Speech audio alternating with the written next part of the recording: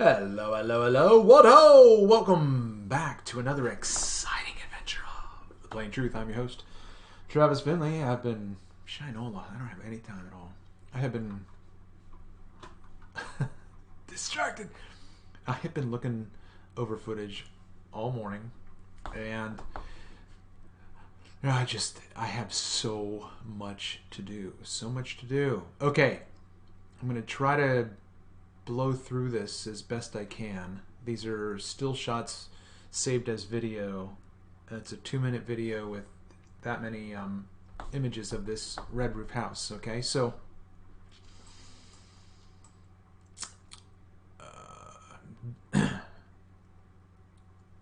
we have a certain presentation of the observation in every display of the medium known affectionately as the Aetherband.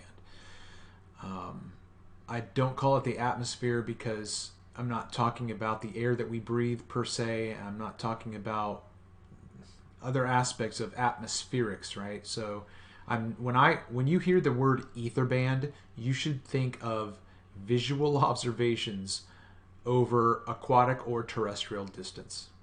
Okay? That's going to take into effect refraction and everything else that goes along with that. But the focus, there should be no bitching or complaining or griping or sniveling or whining about the term Aetherband, because it is a specific designation of these kinds of observations. Okay? All right, now this presentation of this observation, this is not blur, okay? This is the effect of the medium on this observation over 5.85 ... miles or whatever, okay?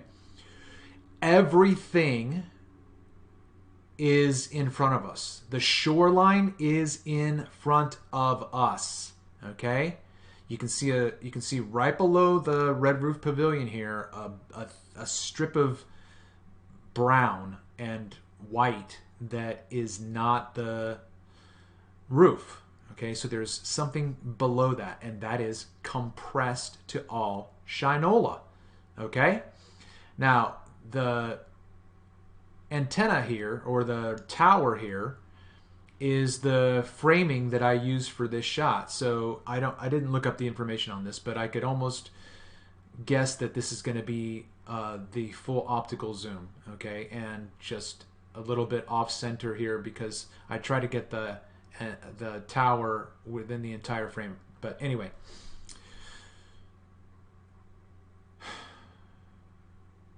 this is not a blurry shot. This is the distortion through the medium. Okay, you can see the thin strip of dark underneath the house. You're going to see other images of that in just a moment. This is an observation.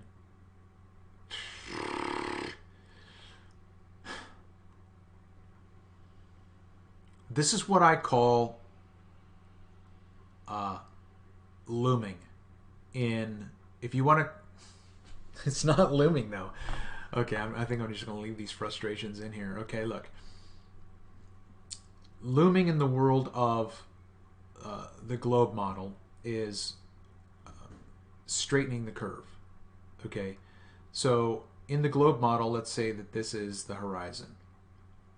All right, so tomorrow when I go out to take this picture again, let's say I don't see any of this water behind. Let's say I don't see any of this water behind the horizon. Okay, if this line is the horizon and I can't see this, that's because it's behind the curve. Well, Travis, okay, yeah. So then I say, well, why can I see it now? And then that's when you say, well, Travis, the conditions are right for looming. So this is curvature being brought up as in flattened out. Okay? So in their world, this is looming. Looming is simply bringing into view what is beyond the curve and making it appear as though this is a flat plane, right? There's no curvature here. If I was just to show you this image by itself and ask you to, to tell me what you think and I give you all of the information that you have right here. I'll say this house is about 15 feet elevation and about 40 feet off the shore. Okay, so then you would go, oh yeah, well that little line right there, that could be the shore, if you didn't know what you were looking at. Okay, so if that little line right there underneath the house could be the shore, then you're going straight into the distance and the water hits the shore. So this is a straight line of sight. So there's no curvature here, right? All right. This is how difficult this is. I just don't have time. I guess I do have time. I could write all this shit out, but I just don't. All right, so let's push play. Get to the next image. Okay. Now, I'm not claiming that these are all the same focal length. These are just for comparison, okay? Now, on this one, we do not have a shoreline. The house is much larger. Okay, let's go back, yeah. Okay, so the other thing about this.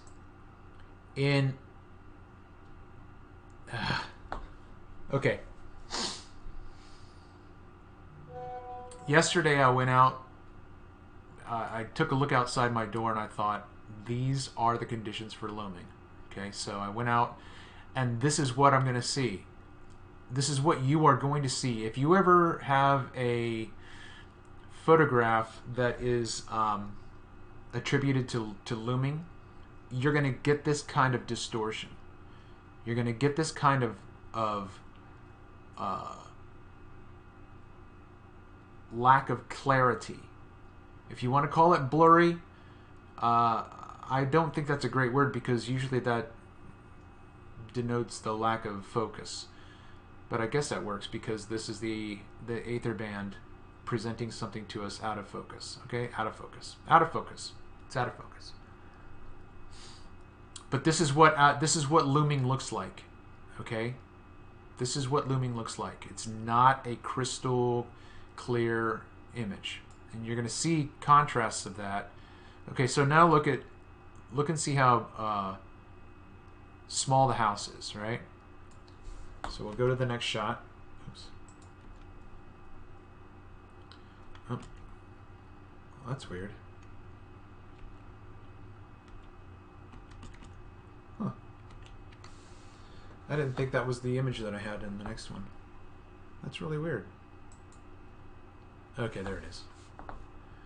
All right. So here's the shot. You can see the pavilion, right? You've got no ground beneath the pavilion. There's no ground beneath the house. Okay. This is skipping too much ahead. Okay, this is, I guess, another demonstration of looming to a certain extent, except because the reason why I'm saying that is because we're seeing all the way to the shoreline. Okay, we're seeing all the way to the shoreline. Now, this boat is in the water still, and it is going to be taken out of the water in the video that I showed previous, shooting the Chesapeake Bay number 35. Okay, so I don't know, maybe I should just do these as stills. Hold on.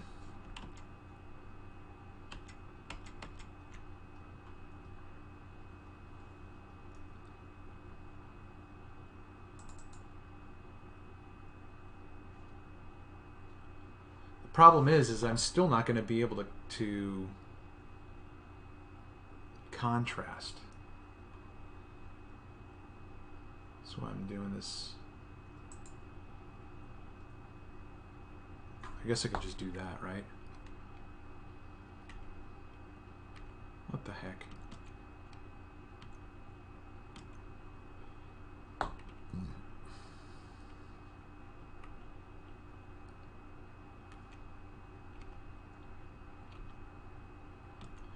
happened to that first image? Sorry.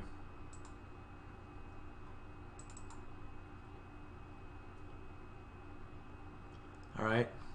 So you see this first image here, right?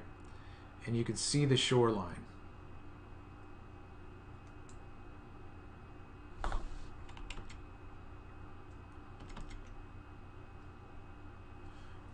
All right. So now in this one, you can't see the shoreline, and the house is larger. It's not compressed.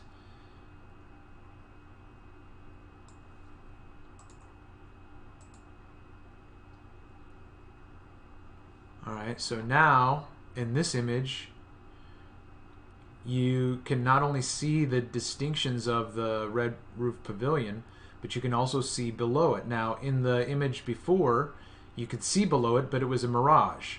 Here, the mirage is very, very minute. Okay, you see it there? It's very acute. Right there, right there. Okay, so there is a small degree of obstruction that we cannot see the shoreline. Okay, we cannot see the shoreline because all the way across there is a very small degree of an inferior mirage. But what I do know, and if you watched the last video, this boat is on a trailer and it's going to be hauled out. Okay, but okay, so here we can see distance. So this is looming as well, but it's not distorted as much as, and it has an inferior mirage. Okay.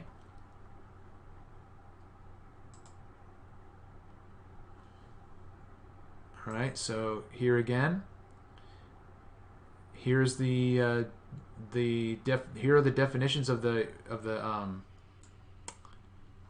red roof house. I'm going to go back. You can see that there. And then see that there. I know it's difficult to line all this stuff up. I know it's not matching all together, so I apologize. But right here you can see that subtle little indication of the fold line on the roof of the pavilion. Okay? And that goes all the way across. Okay, so here we can't see here we cannot see the shoreline at all. Okay, so look to the right here of the pavilion. All you see are trees, right? Okay. Now, here you can see the dunes. You can see the dunes. Okay. Here we have a sailboat, right? Now, if the sailboat here was on the shore, or I mean, sorry, on the horizon, we would be able to see it. We see if my insert here were a sailboat on the water and that was on the horizon, we'd see the whole boat, right? Now, look here. To scale, the sails are very similar. Right? In terms of, well, you know what scaling means. In terms of scale, they're very similar. Okay? So, if I were to show you this image as a baller, and I were to say to you, we know that this is a sailboat, we're watching it in the video go across, and I say to you, where's the hull? If you say it's behind the water, okay, then what that means is that this line is a geometrical curve, okay? Which then means that this boat has to be a certain distance behind this in order for this amount of the boat to be gone, okay? But what we already understand and know is that this is a mirage here that's blocking the base of the house and the shoreline, and we have what I would call proximate looming. That is that this water line is being lifted up apparently in this position, so that you have an apparent refraction of the water surface, and then beyond that, you've got an inferior mirage. So you have two aspects of this phenomenon happening. So I'm going to put the boat right here.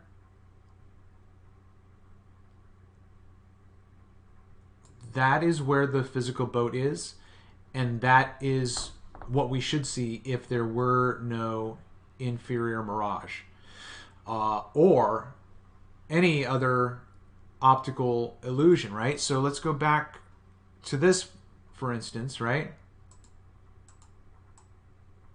So here's the very extent of the water. Now, if we saw a sailboat going along this path right here, we would see this. Now, the thing that I can show you in different videos is I do have boats in this condition going across the horizon, but they are very, very distorted. They are compressed. I don't believe I have any sailboats in this environment, in this area here, but I do have motorboats going across. But just consider the change in this presentation of, like, if we could have a boat right here, we would have no problem with it. We could have a boat right here, no problem with it. We could have a boat, right here, no problem, and it can go across, sailing, sailing, sailing, sailing, sailing. Okay, but here the scale is going to be different, right? It's going to be very small, right? Like if we saw this boat and this boat were this size going across here, this is how big it would be.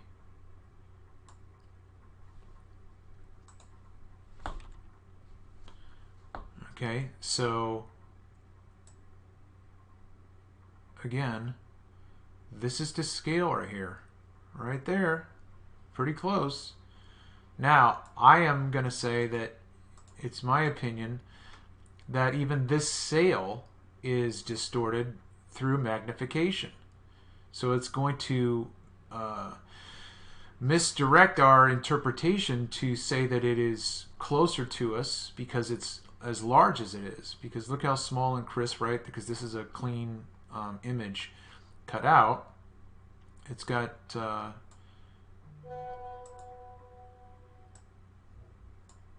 crisp lines. Anyway,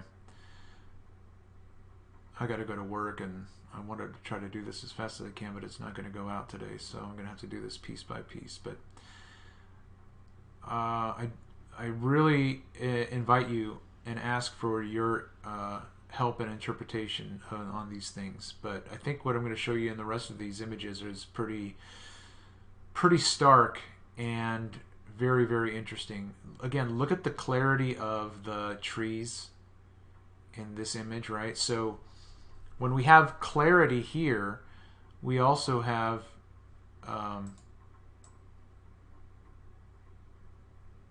mirage down here, and you'll see that in some other videos or some other clips where the trees are just boom, and even the house is just crisp. It's just like, this is the best image I have. But then you've got refraction, so you never have a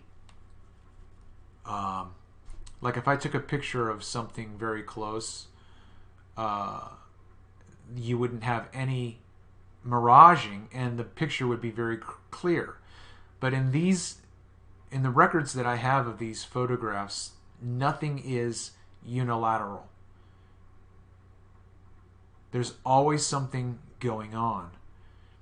If I were to show you a picture of these trees and whatnot, and you're like, that's a great, oh, Travis, I'm sorry I ever said that you took blurry images. This is a great shot right here. And then I go, look at that though. And then all of a sudden is that my fault, right?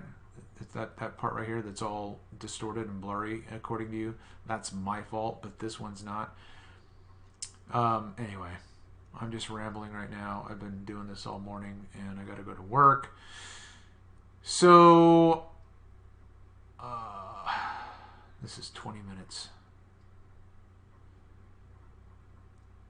All right. Well, it is what it is.